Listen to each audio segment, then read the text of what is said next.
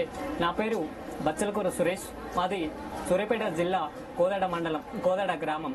నేను నిజాం కాలేజ్ నుంచి వచ్చాను. అయితే ఇది ఈవెంట్ వివేకానందుడి యొక్క జన్మదినం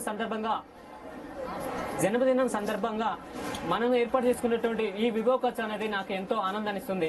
ఎందుకంటే భారతదేశంలో ఎక్కడ అనలేనటువంటి యువత భారతదేశంలో ఉన్నది. ఈ యువ సంపదను చూస్తుంటే తప్పనిసరిగా స్వామి వివేకానంద కలల కన్నా స్వరాజ్యం అనేది దాన్ని ఏదైతే అనుకున్నాడో యువత పైన స్వామి వివేకానంద, ఆ కళలన్నీ ఇక్కడ మనకు కళ్ళ కట్టినట్టుగా కనిపిస్తున్నాయి. ప్రతి ఒక్క విద్యార్థిలో కూడా దాగినటువంటి ప్రతి ఒక్క విద్యార్థులు కూడా మట్టిలో పుట్టిన మాణిక్యాలు ఇక్కడ వారి యొక్క కళను ప్రదర్శిస్తున్నారు.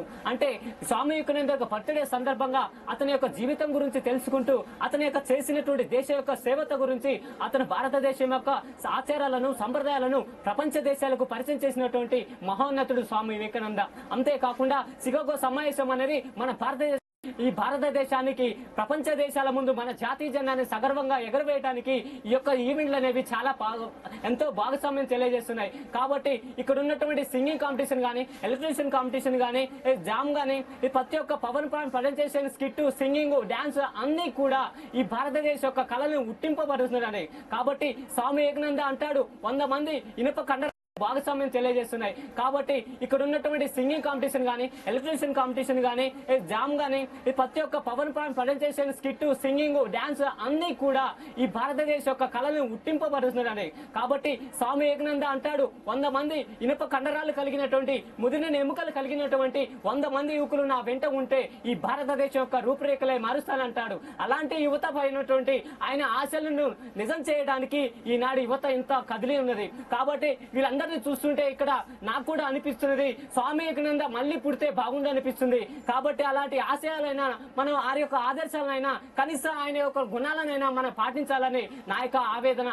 అంతేకాకుండా భారతదేశానికి పరాయి దేశాలకి గొప్పదనం ఏంటంటే మనది ఏకత్వంలో భిన్నత్వం. ఇక ఎన్నో కులాలు ఉన్నప్పటికీ, ఎన్నో మతాలు ఉన్నప్పటికీ మనం అంతా భారతీయులు అనేటువంటి ఒక ఐక్యతా భావాన్ని నడిపినటువంటి ఒక గొప్పదనం ఈ మట్టిలో ఉంది. కాబట్టి ఈ యువత కూడా చదువు రంగంలో కాకుండా, అదే కాదు ఒక అలే సముద్రం కాదు, ఒక చదివే జీవితం కాదనే ఉద్దేశంతో ఇక్కడ ఉన్నటువంటి యువత కూడా, ఈ యువ సంపద కూడా దేశం యొక్క అభివృద్ధికి పాటుపడాలని, స్వామి వివేకానంద కళలను నిజం చేయాలని నేను కోరుకుంటున్నాను. అయితే పుస్తకాలకే పరిమితమవుతున్నటువంటి నేటి యువత కళారంగంలో కూడా రాణించడానికి ఇలాంటి సాంస్కృతిక కార్యక్రమాలని ఒక ఆయుపట్టుగా, ఒక వజ్రాయుధంగా మారుతాయని నా యొక్క ఉద్దేశం. కాబట్టి ఆయన ఏదైతే దేశం కోసం, స్వరాజ్యం కోసం ఆయన చేసినటువంటి పనులైతే, ఆయన కళలైతే ఈనాడు యువతను చూస్తుంటే స్వామి వివేకానంద మళ్ళీ పుట్టా ప్రతి ఒక్క హృదయంలో ఉన్నాడు. ఆయన ఆశయాలను మళ్ళీ పోసుకున్న ప్రతి యువత కూడా కళ్ళ ముందు కదిలినట్టుగా ఆపడుతుంది. ఈనాటి ఉన్నటువంటి కళలు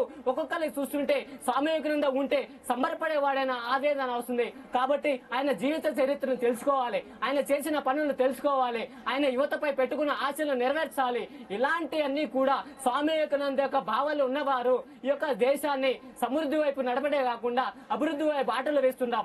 ఎందుకంటే మన భారతదేశాన్ని మన తాతల కాలం నుంచి అభివృద్ధి చెందుతున్న దేశంగా చెప్పుకుంటున్నామే కానీ ఎప్పుడు అభివృద్ధి చెందుతుందో మనకే తెలియదు. మన పిల్లగాళ్ళు కూడా అదే సామెతగా చెప్పుకుంటున్నారు. కానీ అలా ఉండకూడదు. స్వామి యొక్క ఆశయాలు, స్వామి యొక్క గుణాలు, స్వామి యొక్క ఆశయాలు, ఆదర్శాలను పాటించి మన భారతదేశం కూడా అభివృద్ధి చెందిన దేశం అని చెప్పుకునే రోజులు రావాలని కోరుకుంటున్నాను.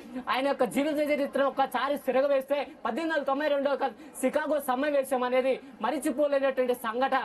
ఎందుకంటే మన భారతదేశ యొక్క గ్రంథాలు ఒక పక్కన పెట్టి, మిగతా దేశాల యొక్క గ్రంథాలు ఒక పక్కన పెట్టి, మన భారతదేశ యొక్క గ్రంథాన్ని తీసినట్టయితే మిగతా గ్రంథాలన్నీ పడిపోయినప్పుడు నా భారతదేశ యొక్క గ్రంథం ఏంటి, నా భారతదేశ యొక్క ఆచారాలు లేకపోతే ఈ మిగతా గ్రంథాలు, ఈ మిగతా దేశాలన్నీ కూడా వ్యర్థమని చెప్పినాడు.